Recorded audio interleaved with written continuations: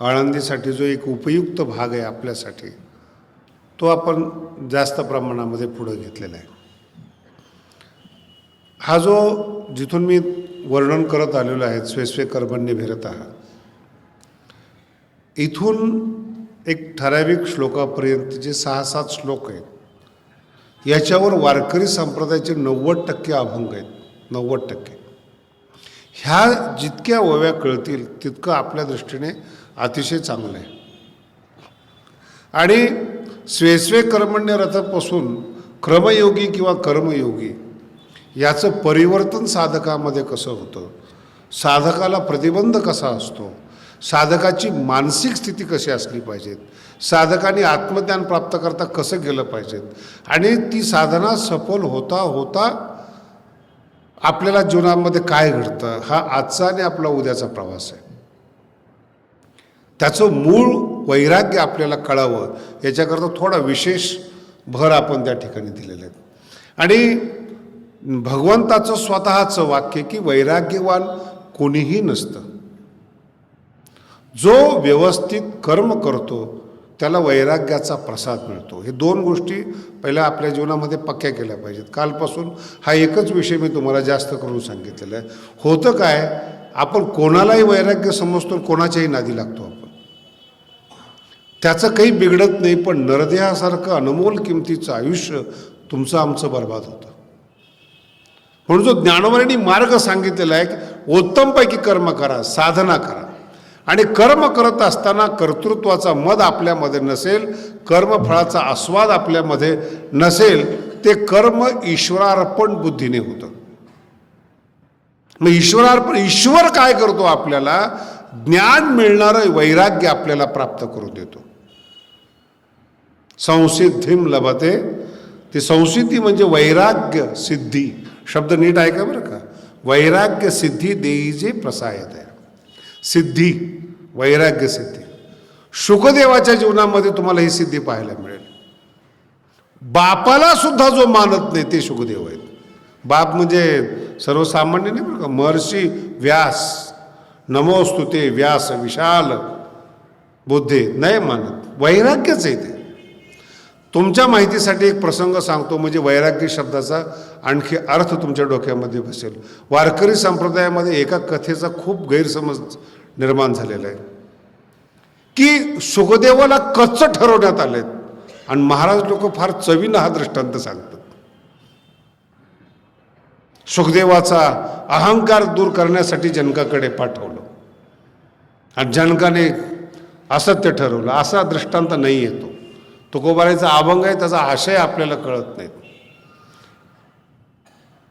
संसारात पहिल्यांदा कर्म केलं पाहिजेत, आणि कर्म केल्यानंतर वैराग्याच्या द्वारे मोक्ष मिळतो, हा सिद्धांत सांगण्यासाठी जनकाकडे व्यासाने पाठवलं.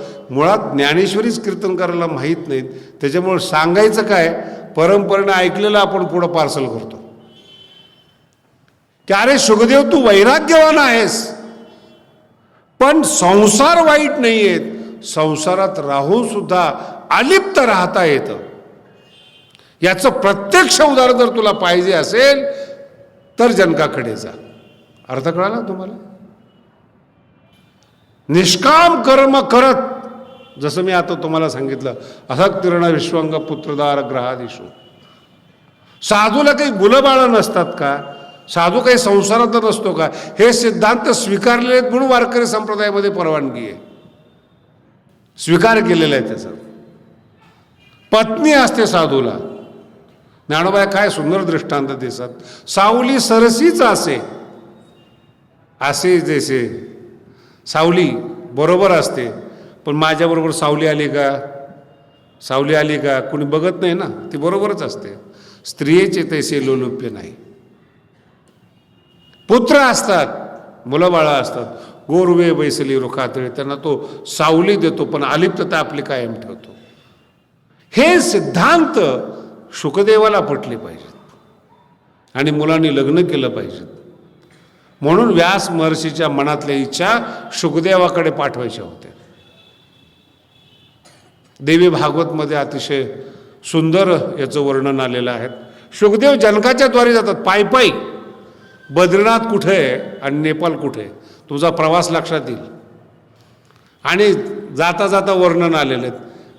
आता ती सुखदेव वैराग्यवान मूर्तिमान वैराग्य, त्याला गरजच नाही कशाची.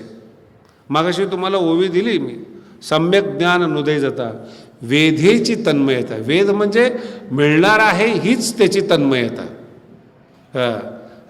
उपजे ऐसी योग्यता बोधाची लाय. काय शब्द ज्ञानोबरांचे. बोधाची तन्मयता आहेच, पण बोध येण्याच्या अगोदर तो तन्मय होतो. वेधेची तन्मयता. आणि ती सुखदेव तर वैराग्याचा अवतार आहे, त्यांचं कसं वैराग्य असेल. इच्छा नव्हती, ज्ञानाची इच्छा नाही, कशाची इच्छा नाही. सुखदेवाकडे गेले आणि वर्णन आलेले आहे, सुखदेवाची परीक्षा घेण्याकरता अनेक सुंदर स्त्रिया जनकाने सुखदेवाच्या सेवेला पाठवल्या. समाधीच्या आनंदाच्या पुढे ना संसारातले आनंद नसतातच. लक्षात ठेवा काय बोललो, संसारातले आनंद नसतातच. पारमार्थ ज्यावेळेस सुरू होतो, ज्ञानोबरांनी खूप सुंदर वर्णन सात्विक सुखाच्या वर्णनामध्ये केलेले आहेत. सात्विक सुख त्याचा आरंभ दुःखात असतो. आता ते लघुसिद्धांत पाठ करायची म्हणजे चेष्टा आहे का ती. तिप्त जी शिप्तस्थ मी बसबस, अर्थ कळत नाहीत, पाठ करायचं डोक्यात करिता जाती भोकसे बुद्ध्याधिकांचे, बसतच नाही डोक्यामध्ये. साधना करा, विषयाचा त्याग करा. ज्ञानोबा खूप सुंदर सांगतात. अभ्यास करता करता, दुःख सहन करता करता इतकं सुंदर वैराग्य मिळतं. ज्ञानोबा अप्रतिम वर्णन करतात त्याचं. या अभ्यासातून निर्माण होतं ते वैराग्य. आणि वैराग्य निर्माण झालं ना, आत्मसुखाची आपोआप त्याला प्राप्ती होते, काहीच गरज नाही पडत. विषय सुख तुच्छ असतं, भोगूच वाटत नाहीत. आणि याचं वर्णन थोड्याफार प्रमाणामध्ये अमानितो या शब्दावर केलं होतं. कवनेही विषयीचे साम्य होणे, मानच देत नाही कोणाला. ते सुखदेव महिनाभर राहिले, जनक काही समोर आले नाही महिनाभर. मग सगळा अधिकार पाहिल्यानंतर राजा जनक पुढे आले आणि मग चर्चा झाली. ऐकली, सगळी चर्चा ऐकली. राग आला, सुखदेवला निघून गेले.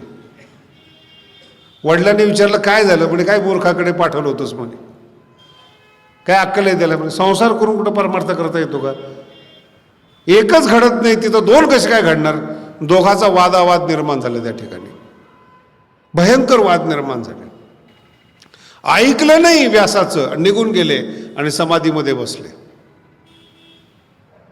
आणि समाधीमध्ये बसल्यानंतर मुलाला परत या जगामध्ये आणण्यासाठी श्रीमद भागवताची रचना केली, जी मी पहिल्या दिवशी तुम्हाला सांगितलं.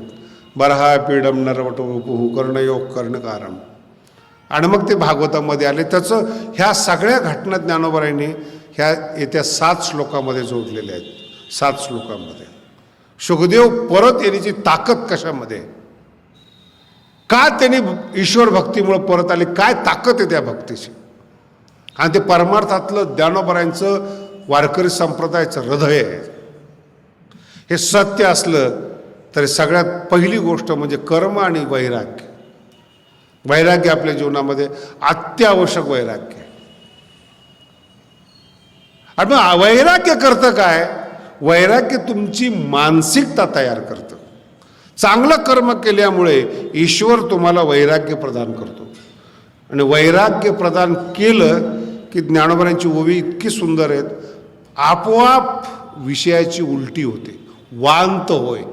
ज्ञानोबा सांगतात जैसे वमोनिया सुने, हे तुम्ही ठरवू शकत नाही बरं का. ज्ञानोबांनी लिहिलेलं आहे, देवानी वैराग्य दिल्यानंतर त्याला तसं वाटतं. अगोदरच जर तुम्ही वैराग्य दाखवायला लागलात ना, हा सगळा मूर्खपणा आहे.